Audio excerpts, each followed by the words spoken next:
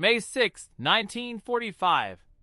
One man walked into a quiet schoolhouse in Reims, carrying the fate of millions in his hands.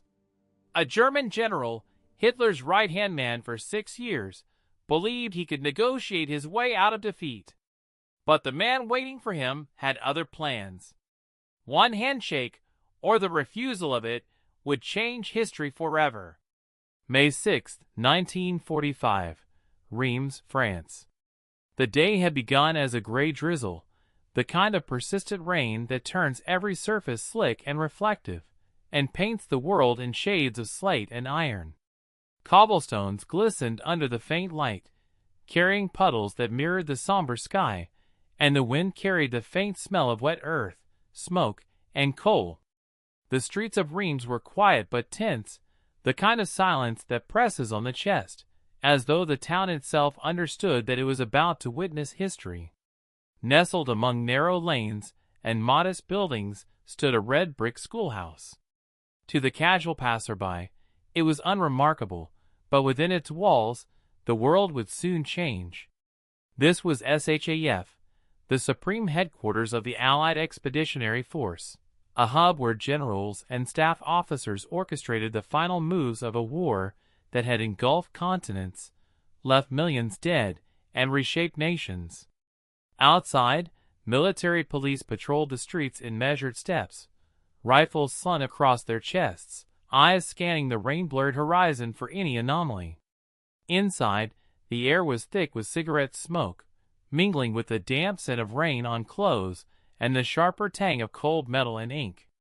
Officers murmured quietly, some checking watches for the 100th time, others staring absently at maps pinned across walls, coffee cups trembling in their hands, bitter liquid left largely untouched. Every so often, the scrape of a chair or the shuffle of papers punctuated the room, but beneath it all was a tension that vibrated like an unseen cord, taut and ready to snap. Then a car arrived. Its tires hissed over wet cobblestones, a sound that cut through the static hum of the headquarters. From it emerged General Alfred Jodl, Hitler's chief of operations and the architect of campaigns that had torn through Europe. He moved with a deliberate poise, a rigidity that suggested a man convinced of his own infallibility.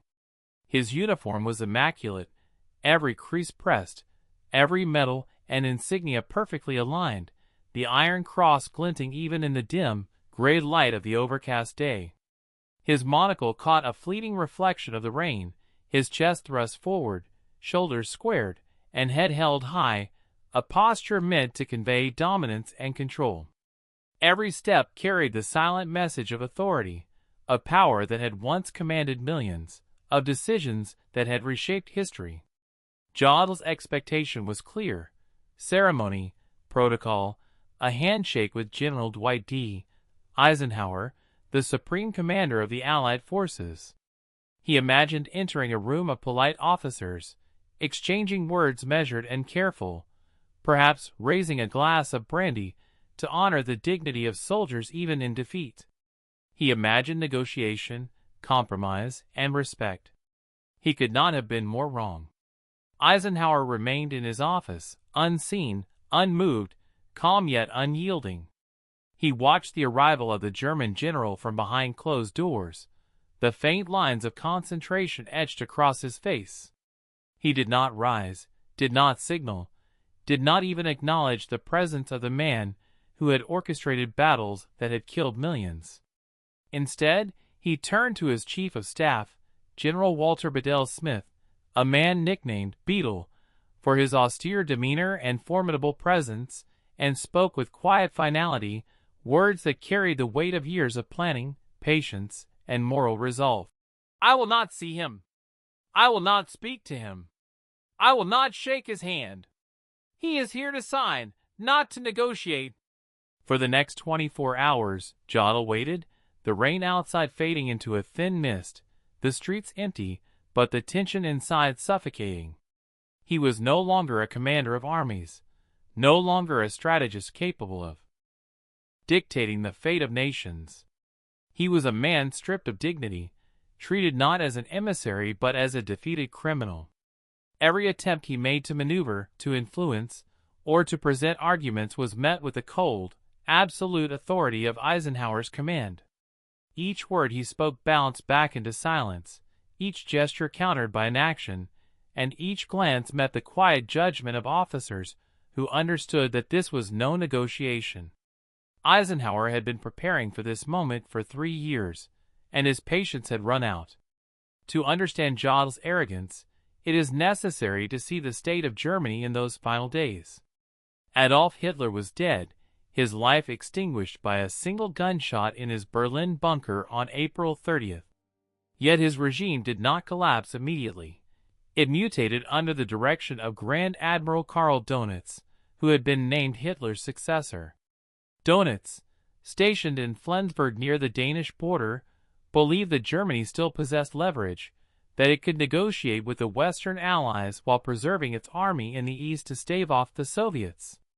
He hoped to divide the Allies, save remaining divisions, and negotiate for survival.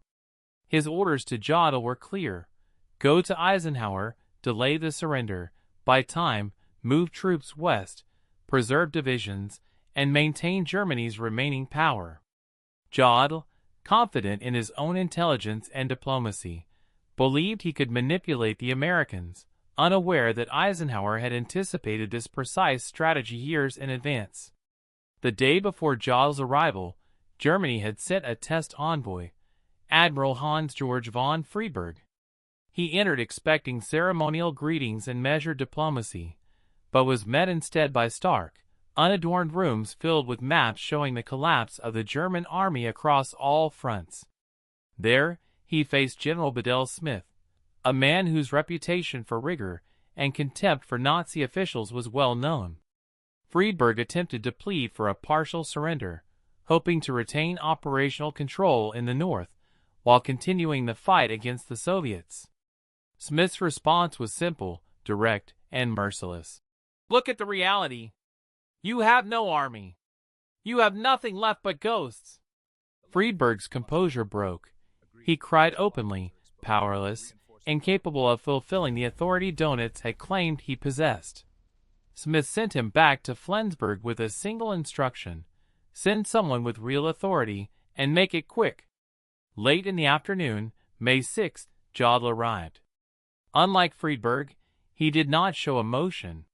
He carried himself with pride, a man convinced that intellect and negotiation could still bend the Allies to his will. He was escorted into the war room, a classroom transformed into a chamber where history would be decided. A green-draped ping-pong table sat at the center, the table of surrender. Its cloth muted the sound of shoes on the floor, its surface awaiting the ink that would end a continent's bloodshed. "Where is General Eisenhower?" Jodl demanded. "General Eisenhower is not here. You will deal with General Smith," came the reply. Jodl's pride flared. He outranked Smith, yet here he was, forced to negotiate with a subordinate. Eisenhower remained behind closed doors, refusing to share even air with a Nazi general until the surrender was final. The message was unmistakable: Jodl was not an equal. He was a prisoner. Negotiations began. Jodl attempted to manipulate the terms, proposing a phased surrender to save divisions, preserve leverage, and create mistrust among the Allies. But Smith relayed Eisenhower's orders with absolute clarity: no delays, no phases, no deals, unconditional surrender on all fronts, immediately. The hours crawled by, punctuated by the drip of rain, the murmur of staff, the shuffle of papers, the clatter of ashtrays. Jodl realized the Americans were resolute. Allied forces would soon seal the Western Front, trapping German soldiers and civilians alike between advancing armies. Survival demanded compliance. Finally, Dönitz authorized the surrender. At 2:41 a.m., May 7, 1945, cameras rolled. Reporters pressed forward for the best view. Jodl and Friedberg sat across from Bedell Smith, flanked by French and Russian generals. The document lay before them. "We the undersigned surrender unconditionally all forces." Jodl's hand trembled as he signed. Others followed. With a drop of ink, Europe's bloodiest war finally ended. Jodl attempted to plead for sympathy, recounting German suffering, yet omitted the victims of the regime he had served. The room remained silent. Stone faces returned his gaze. Humiliation complete, he saluted and began to leave, only to be told, "General Eisenhower will see you now." Jodl straightened, imagining respect, recognition, a soldier-to-soldier moment. But Eisenhower stood behind his desk, no chair, no handshake, no acknowledgement. By refusing the handshake, Eisenhower delivered a moral verdict. Jodl was dishonored, defeated, unworthy of respect. "General Jodl, do you understand the terms of this surrender?" Eisenhower asked. "Yes, sir," Jodl replied. "That is all," Eisenhower said, dismissing him with the finality of judgment. Broken and humiliated, Jodl left. Allied staff erupted quietly in celebration. Eisenhower lifted the gold pins he had used, handing one to Smith, one to the British commander, reserving the iconic V for victory gesture for the cameras. He sent the simplest, most powerful message to Washington and London. The mission of this Allied force is fulfilled. 2 weeks later, Friedberg, overwhelmed by shame, took his own life. Jodl was arrested, tried, and executed in 1946. Eisenhower, the man who refused a Nazi handshake, would later become President of the United States. The surrender at Reims was more than a legal act. It was a moral declaration. By refusing to treat Jodl as an equal, Eisenhower had made a statement. The Nazis were criminals, not merely defeated soldiers. On WW2 Impact, this moment is remembered as one where moral clarity, patience, and courage ended a chapter of history steeped in darkness, leaving the Allied hands clean, the justice absolute, and the world changed forever.